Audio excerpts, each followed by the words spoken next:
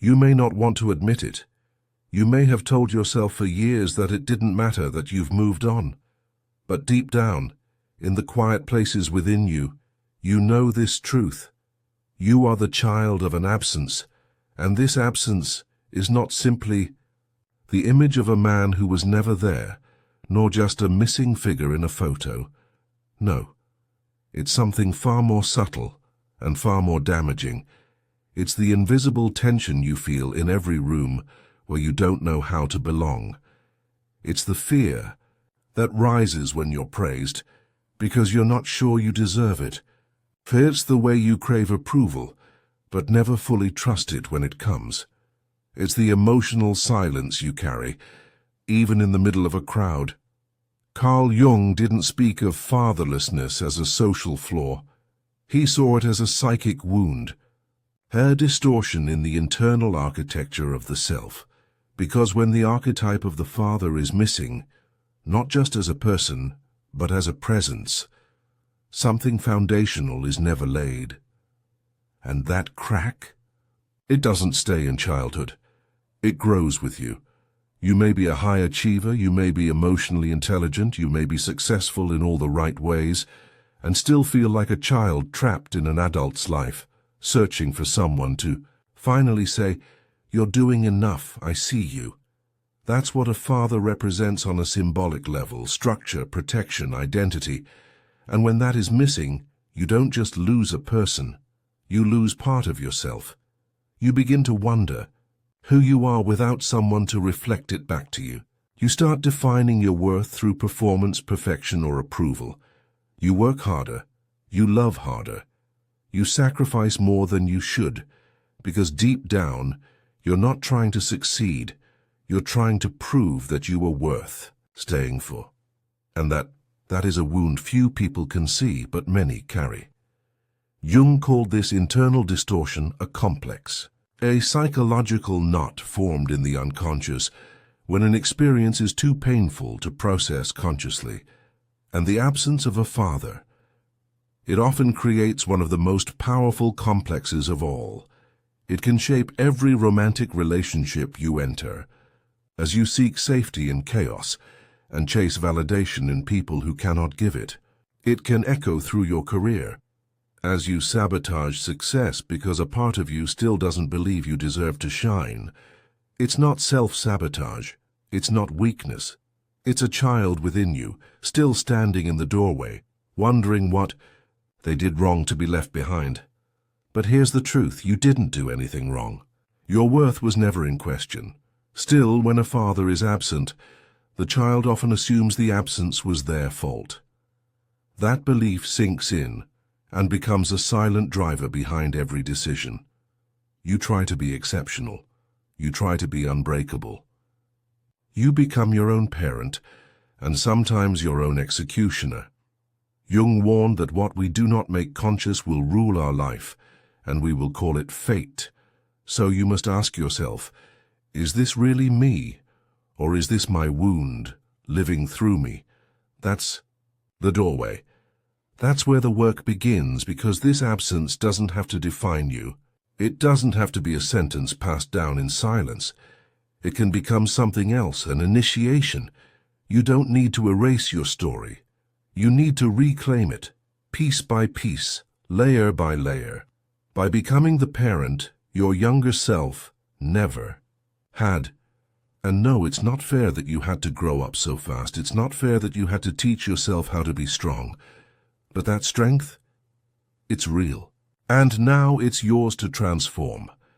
In the pinned comment, you'll find a companion, not an answer, but a space to begin asking the questions you've always avoided. A space to sit with the pain without letting it define you. Because healing doesn't mean pretending the absence didn't matter. It means finally giving it meaning. And if this message touched something quiet inside you, a part of you that never felt fully seen, subscribe to this channel. Here, we don't rush your healing, we walk with it. The invisible wound, how the absence of a father shapes the core of who you become. You can't always see it in the mirror, but it lives there, not as a scar, but as a shape you never fully became.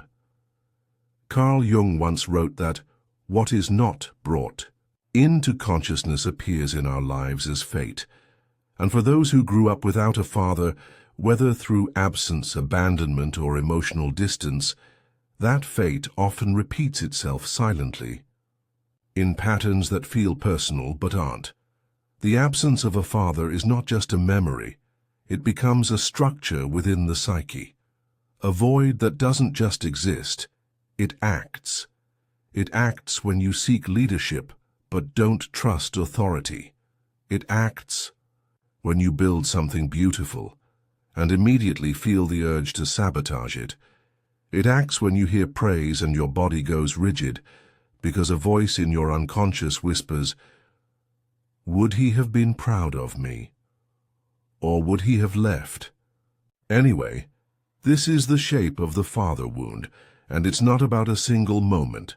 It's about the repetition of silence, the absence of being reflected in the eyes of someone who was supposed to protect you. In Jungian psychology, the father archetype is more than a role. It's an energetic blueprint that gives us a sense of boundary, structure, guidance, and trust in the world. Without it, the ego develops in an unbalanced way. One of two extremes often emerges. Either the individual becomes overly rigid, self-reliant to the point of collapse, building fortresses around themselves to never depend on anyone again, or they fall into perpetual dependence, unconsciously, seeking someone, anyone who can fill that missing role. But the most dangerous part? Most people don't even realize they're doing it. Because when you grow up adapting to emotional hunger, the hunger becomes normal. The silence becomes familiar. And your entire identity forms around what wasn't there. This is what Jung meant by complexes, autonomous parts of the psyche, often born in trauma, that continue to operate independently of your conscious self.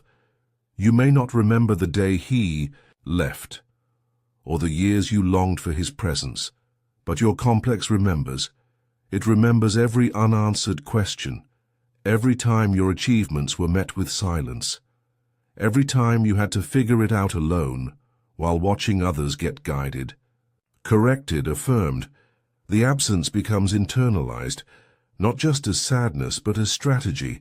You begin to perform, you overachieve. You become the strong one, the silent one, the independent one, not because you want to be, but because somewhere deep inside your psyche decided, if no one is going to catch me, I'll make sure I never fall. But Jung warned us, what you repress doesn't go away. It becomes shadow. And the father wound, when left unexplored, becomes a shadow complex that sabotages love, trust, and your own identity. You start to believe you are the mask you put on, the overworker, the fixer, the performer. Yet beneath that mask is a child, still wondering why he wasn't enough to be chosen, still looking for the father in every partner, boss, friend, or teacher. And the tragic irony. Even when someone finally shows up with love, you don't know how to receive it, because part of you doesn't believe it will last. This creates a cycle of unconscious reenactment. You replay the original trauma again and again, as if hoping that this time the ending will be different, but it never is until you bring it to consciousness. That's where healing begins, not by blaming, not by rewriting the past, but by making the unconscious conscious, by asking the real question, what did I lose when I lost him? And more importantly, what part of me is still waiting for someone else to give it back? You see, the deepest impact of fatherlessness isn't abandonment. It's the internalized belief that you must abandon yourself to be safe. That's the voice that tells you not to cry, not to speak, not to expect too much, not to be vulnerable. And the truth? That voice isn't yours. It's a survival instinct that grew out of pain, But you're not that child anymore. You're not trapped in that silence.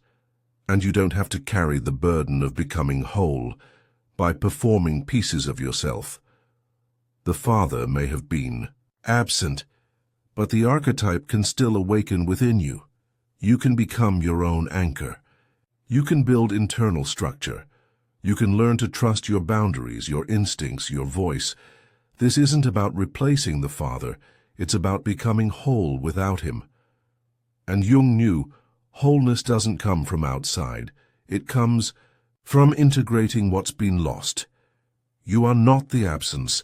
You are the one who endured it. And that already makes you more powerful than you know. Emotional reprogramming from validation. Addiction to inner authority. When a child grows up without a father, or with one who was physically present but emotionally unreachable, something quiet but devastating begins to form. A belief that love must be earned, that presence is conditional, that value is performance. Carl Jung understood that when the archetype of the father is not embodied or available, the psyche doesn't just grieve, it compensates. And one of the most common forms of compensation? Addiction to validation. At first glance, it may look like ambition, or excellence, or an admirable desire to prove yourself. But underneath that drive is often a child who internalized this. If I do everything right, maybe someone will stay this time. Validation becomes oxygen. Praise becomes a substitute for presence. Perfection becomes protection. And like all psychological defenses, it works until it doesn't, because no amount of applause can fill an emotional absence that was never about your effort. No external affirmation can repair a wound that's internal by nature. It doesn't matter how well you perform. The part of you that's still trying to be enough for someone who's not even there will never be satisfied. Jung would call this the tyranny of the persona, the social mask we wear to survive, the image we craft to be liked, accepted, admired. But when your persona is built on the absence of a father, it's not just a mask, it's a cage. You start to define yourself only by what others reflect back. Their compliments become your mirror. Their attention becomes your identity. And here's where it becomes dangerous. When no one is looking, when the applause fades, who are you? What's left of you? When no one is watching? For many, the answer is terrifying. Because when your worth depends on someone else's gaze, your self vanishes the moment they look away. This isn't drama. This is neurology. This is psyche. This is the core of emotional codependency, rooted in unprocessed absence. And Jung warned us, when the self is not rooted in inner truth, it will fragment to survive. And that fragmentation feels like always needing to be perfect, always chasing one more achievement, always fearing that being yourself might not be lovable. You become emotionally exhausted, not because you're weak, but because you've been performing safety. But safety cannot be performed. It must be built, internally. And that begins with a radical act. Stop seeking approval for what was never your fault. Because no trophy, no salary, no relationship, no follower count can substitute the presence you needed and didn't get. You cannot reverse time, but you can interrupt the cycle. You can stop searching for love through overachievement. You can stop defining your worth by being good enough. You can stop wearing yourself out just to be seen. Jung called this process individuation, the return to one's inner truth, the shedding of false selves, the reclaiming of the inner authority that was buried beneath the silence. To individuate is to realize, I am not who others want me to be. I am not what I lacked. I am what I choose to build with what I was given. That is where your power lives. Not in what you perform, but in what you reclaim. And part of that reclamation is learning to be alone without feeling abandoned. Learning to hear silence without interpreting it as rejection, learning to rest without guilt, learning to fail without collapsing, learning to say no without fear of losing love, because the absence wasn't just a person. It became a pattern, and now every time someone doesn't respond, doesn't show up, doesn't praise you, that old wound gets activated again. The inner child asks, "Did I do something wrong? Am I not enough again?" But this time you have the chance to answer, to step in where no one did, to become the voice you never heard, to say, "No, you're not being rejected, you're safe now, you belong to yourself." This is how we reclaim inner authority. This is how we stop handing out the key to our identity. You are allowed to feel proud without permission. You are allowed to exist without explanation. You are allowed to be enough without performing. The absence carved out a space in you, but it doesn't have to remain a wound. It can become a temple, a space where your voice finally echoes back to you.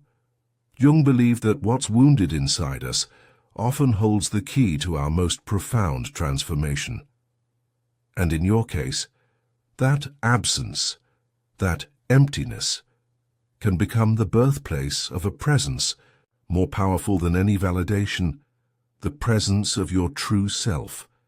In the pinned comment you'll find a companion, not a solution, but a sacred space for reflection, a written path to help you turn the echo of your pain into the foundation of your power. If this message resonated, let it be your signal. You're not performing anymore, you're awakening, rebuilding inner structure, integrating the father archetype. Without the man, there's a moment, quiet, almost imperceptible, when you realize the man who left will never come back, not to explain, not to guide, not to finish what he didn't start. And in that moment, something inside you fractures, but something else begins. Carl Jung believed that when we lose the external symbol of an archetype, the task of internal integration becomes unavoidable. You can no longer wait to be saved. You must become what you were waiting for. The father archetype in Jungian psychology is not about a man. It is a psychic function, a force that brings order, stability, protection, and vision. It is the one who sets boundaries, the one who says, "Enough." The one who holds the line when everything else falls apart. When that function is missing externally, the ego is forced to develop prematurely, without guidance, without limits, without a witness. This leads to a structure built on survival instead of security. Control becomes a substitute for discipline, perfection replaces protection, and rebellion hides the secret longing for someone to finally say, "I've got you, you're safe now." But no one says it. So you start saying it to yourself, or not at all. And this is where the work of rebuilding begins, not by resenting the father who failed to be there, but by activating the father within, not to copy his absence, but to create your own presence. Jung taught that each of us contains the potential for wholeness, and that includes embodying both the nurturing of the mother archetype and the structure of the father. So what does it mean to rebuild the inner father? It means this: learning to set boundaries that aren't rooted in fear, but in clarity. Choosing discipline not as punishment, but as devotion. Saying no, not to hurt others, but to honor yourself. Protecting your energy as you would protect someone you love. Becoming the one who doesn't run when things get hard. It means becoming your own anchor. Because when you grow up in instability, you internalize chaos as normal, and peace feels suspicious. But inner structure is not rigidity. It is consistency. It's showing up for yourself, especially on the days when no one else does. When the archetype is active, you no longer seek a father to complete you. You become the protector of your own becoming, You start to hold your promises to yourself. You begin to speak up even when your voice shakes.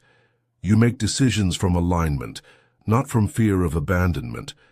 And when the inner father is present, the child inside you finally begins to rest. She no longer has to perform for love. He no longer has to prove his worth. They are no longer running, they are home. This transformation doesn't require the man to return. In fact, he may never change. But you can. The pain he left can become the blueprint for your integrity. The space he vacated can become the ground on which you build. And that's what individuation means in its rawest form, to become the one you needed, without becoming bitter. That doesn't mean suppressing your grief. It means honoring it, letting it speak, letting it soften, because the wound doesn't disappear through denial. It transforms through awareness. Jung described the individuation process as a movement toward integration, bringing shadow into light, complex into clarity, and dependence into inner authority. You begin to stop waiting. You begin to stop begging. You begin to stop blaming. And you start building not from perfection but from truth. Because the strongest structure is not the one that never cracked. It's the one that learned how to hold itself after no one else did. So what does that look like in real life? It looks like sitting in silence without feeling abandoned, holding yourself through disappointment without collapsing, encouraging yourself when no one else understands your path, defending your values even when you're misunderstood, trusting your inner compass, even when it contradicts your past. And slowly, without fanfare, you stop reacting like a child to adult challenges. You stop shrinking to earn affection. You stop chasing people who can't meet you. You rise, not to impress, but because it's time. Time to take responsibility, not for what happened to you, but for what you do with it now. The integration of the father archetype is not a straight line. It's a spiral. You may revisit the grief again. You may still feel the sting of being unseen. But now you see yourself, and that changes everything. Your worth is no longer held hostage by the one who left. It is carried by the one who stayed. You. The father who was missing and the one who emerges.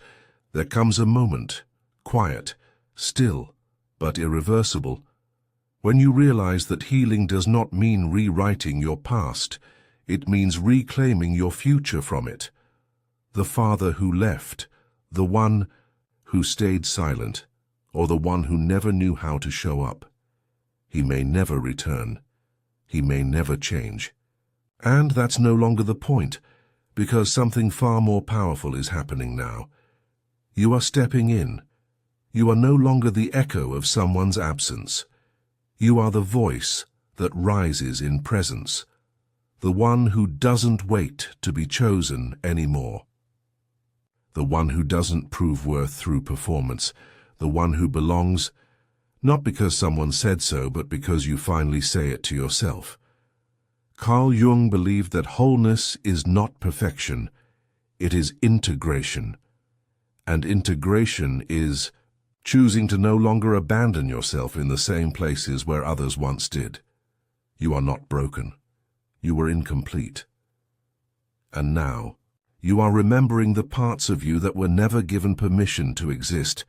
So here is the truth no one may have told you. You can be your own protector. You can be your own guide. You can be the father your inner child still waits for. And when you do that, when you stop performing, stop chasing, and start showing up for yourself, something extraordinary happens. You feel safe, not because someone made you feel that way, but because you became someone you can trust.